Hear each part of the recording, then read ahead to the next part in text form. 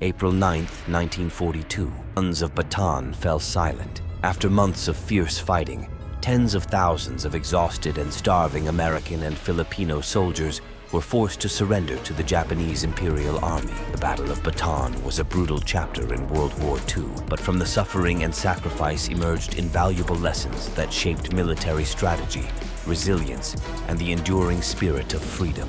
When Japan attacked Pearl Harbor in December 1941, Philippines, then an American colony, became an immediate target. General Douglas MacArthur, commanding American and Filipino forces, quickly implemented War Plan Orange, designed to hold out on the Bataan Peninsula until reinforcements arrived. There was a flaw. The plan was based on the assumption that the U.S. Navy would be able to reinforce the Philippines quickly. With the Pacific Fleet devastated at Pearl Harbor, those reinforcements never came. The defenders of Bataan were left to face overwhelming odds with limited supplies and dwindling ammunition. Despite disease, starvation, and exhaustion, the defenders of Bataan held out for over 3 months longer than even the Japanese had anticipated. American and Filipino troops fought side by side, forming a deep bond. They shared food, medical supplies, and even their last rations of water. General Edward King, who ultimately made the difficult decision to surrender, later said, "We had no more food, no more ammunition, no more hope of relief. But the spirit of brotherhood that formed during those long months of resistance would become a defining element of future military cooperation between the U.S. and the Philippines." The defenders of Bataan were poorly equipped and outnumbered, but they inflicted heavy casualties on the Japanese. The Japanese High Command expected Bataan to fall within weeks instead. The battle dragged on for over 3 months, disrupting Japan's timetable for conquest in the Pacific.